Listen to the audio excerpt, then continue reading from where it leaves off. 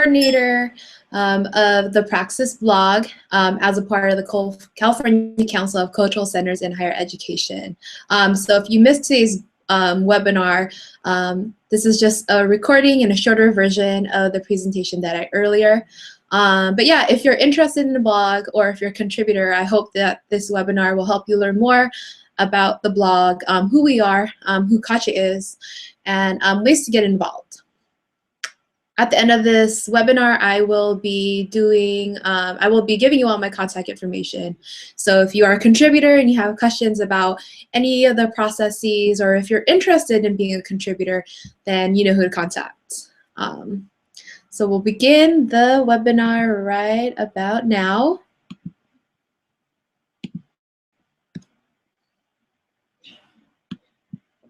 Apologies for all the pop-ups on my screen. So again, thank you so much for coming to today's webinar. So your contributor, what now? Presented by me. Before we begin, this is the agenda. I'm going to be talking briefly about who we are as an organization, the Praxis, how it got started, and the design. I'm going to be talking about the leadership team, so what our roles and responsibilities are, the process and logistics of posting a blog, and additional updates. We won't be doing a Q&A and connecting with folks because that's what we did earlier. But if you do have any questions or concerns, or if you would like to contribute or connect with the rest of the contributors, feel free to email me afterwards. So who we are. CACHE stands for the California Council of Cultural Centers in Higher Education.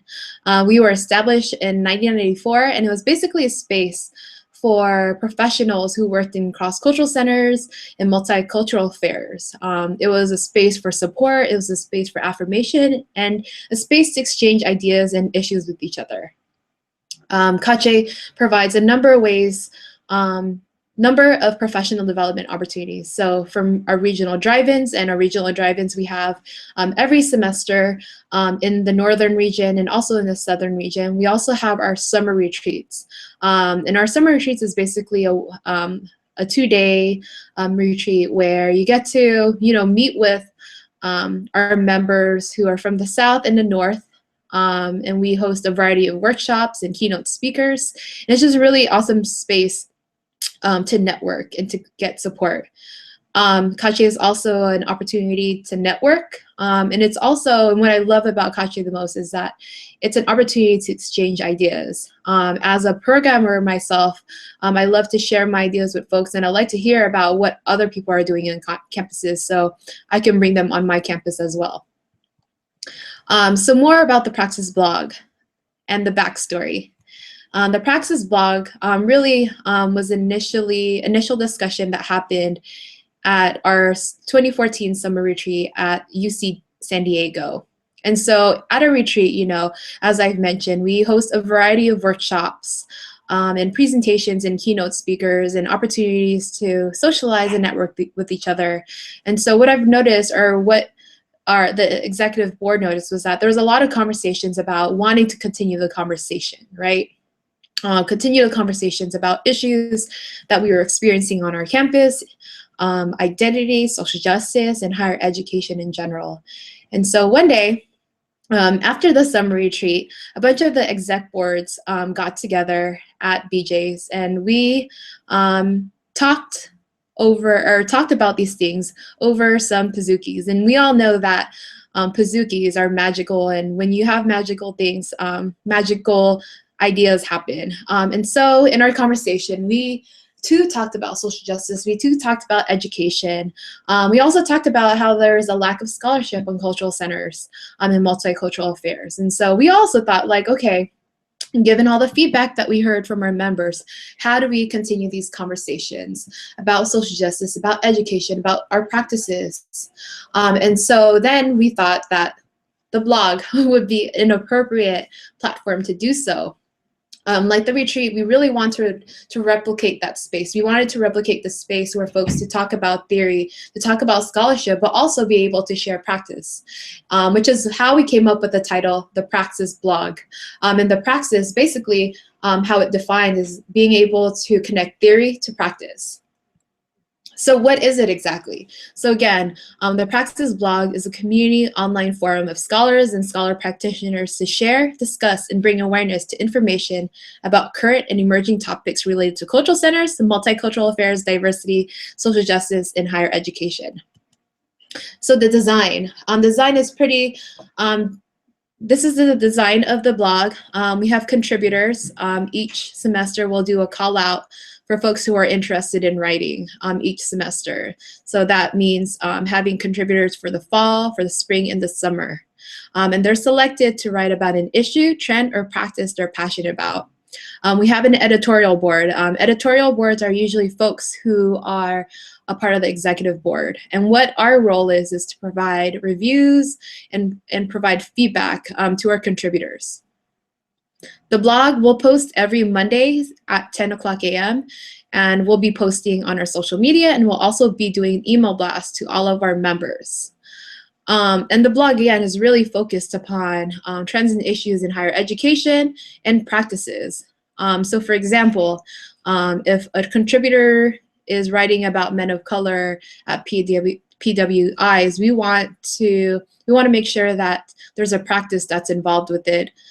So again, thinking about thinking about your topic. If your topic is around men of color at PWIs, well, what are some events or programs you've implemented and or practiced or participated in, or what are some best practices around that? Another thing that we would like to do that we are giving our contributors as an option is doing the follow-up. A lot of what we saw in other blogs was that there's really some great conversations around blogs that were focused on social justice. And there were some really great conversations, but what we want to do initially, and maybe we can do this in the future and more consistently, is do a follow-up on these discussions. So for example, if there's a blog post around men of color and there's some really great comments and conversation around it, we want to open up that opportunity for a contributor to do a post that reflects it, or that reflects it, or does a commentary of that blog. So again, we have an editorial board, and this is what our 2014 and 2015 editorial board are. You have myself. I'm a coordinator at the Cross Cultural Centers. We have Rosalind Connerly, who's an assistant director, Center for Black Cultural Centers and Student Affairs at the University of Southern California. We have Dr. Joy Hoffman, who's the Director of Diversity Initiatives and Resource Centers at CSU Fullerton. You also have Dr. Edwina Welch, who's the Director of Cross Cultural Centers at UC San Diego, and Dr. Don Lee, who's the Director of Asian Pacific American Student Development at UC Berkeley. So we have an amazing editorial board who has expertise in different areas, and I'm sure will be able to contribute to the blog as much as the contributors does as well. And our responsibilities, again, it's maintaining the blog, it's posting the actual blogs, and it's managing the site. We'll also be giving some feedback and suggestions to our contributors, and our role is to help with the call-outs. So getting and gaining interest for folks who are interested in being contributors. And this is our contributors for the spring 2015 semester. I'm very excited for this because I think that we have diverse writers who are in different levels of their careers. We have emerging professionals, grad students, seasoned professionals, and administrators and professors.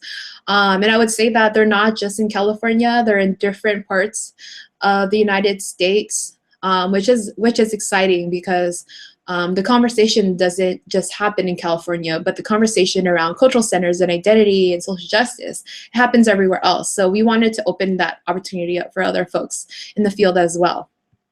So the contributors' responsibilities, right? It's blogging, of course, but it's also helping us spread the word, spreading the word, whether it's with your colleagues or through your social media outlets or whatnot. But we hope that you can help us spread the words about your blog posts. But we also hope that you could support the other contributors. So commenting and sharing on your social media, or sharing with your colleagues, or having that discussion with your colleagues as well. And so a little bit more about the process. And again, we have two blogging options. The first option is to post on a new topic or follow up doing a follow-up discussion. So responding to a peer's blog. Each contributor is assigned 1 to 2 posting dates, and these posting dates are often given 2 to 3 months in advance. So again, the first option, posting on original content. The first draft is due 40 days before the posting date. And feedback and suggestions so when you turn in your first draft, you'll be receiving feedback and suggestions between 17 to 14 business days via Google Docs. Additional deadlines may be assigned based on what type of feedback you get from the editorial board. The second option is the follow-up. So whenever your first draft deadline is, that's when you notify the coordinator that you'll be doing a follow-up from a peer's blog post. And so really, again, the main purpose and the goal of it is to respond to a previous blog post by a contributor. And the first draft of this is due 2 business days after the initial post. Receiving feedback. So this is what you'll get. What I'll do is that once you send it to me, I will copy and paste it and turn it into a Google Doc. And this is the type of email that you'll receive from me. So once you click on that document, this is what you'll get. As you can see where I'm hovering my mouse, you'll get a document title with your name, your last name, blog, and your posting date. Then what I'll do is, again, I'll copy and paste your blog into a Google document. The highlighted areas are most likely the areas where the editorial board has commented. So this is where you'll see the comments from the editorial board.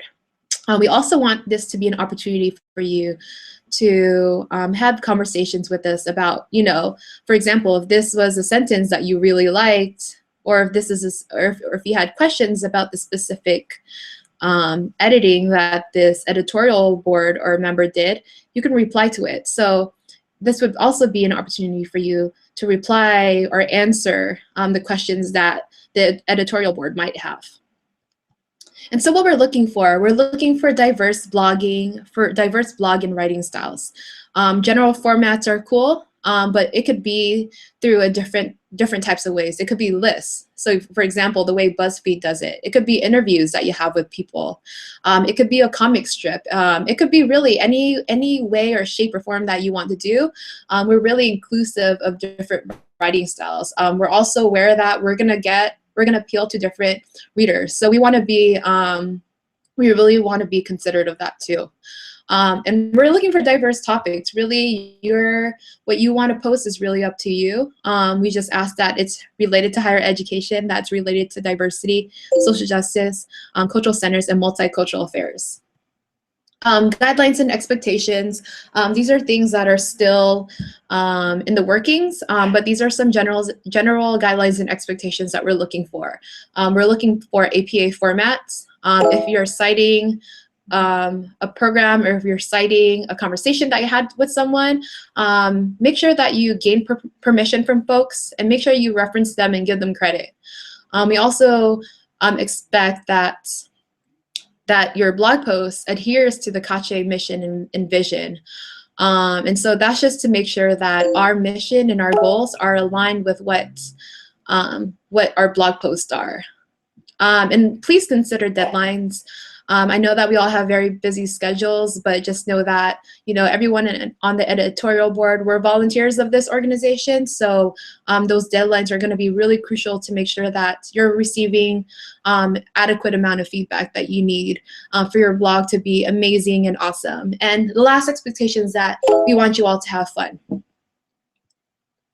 Updates. So some general updates. The blog is expected to launch in January 2015. Special features. So in that first month, we're going to get some special features from our past presidents.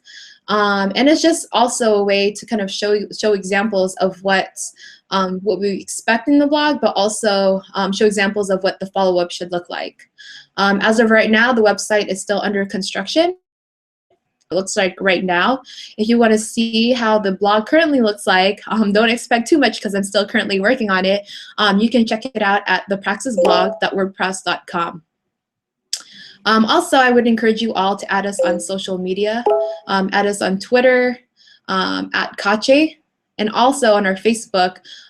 Please add us on our Facebook groups. Just search California Council of Cultural Centers in Higher Education and request to be added in our group. In addition to being on that group, it's just a really awesome space to network with folks on social media and get the latest trends of what's happening in higher education or what's happening specifically in multicultural ed. And thank you for your time and sitting in this webinar. If you have any questions, concerns, please contact me at dvicta@calstatela.edu. Again, thank you so much, and I appreciate your time. If you have any questions or concerns, please feel free to ask me. You can also find me on Facebook. I'm also available on Twitter at DEE Find Life. I'm always on it, so feel free to hit me up at any time. Thank you all, and thanks for listening, and have a wonderful day.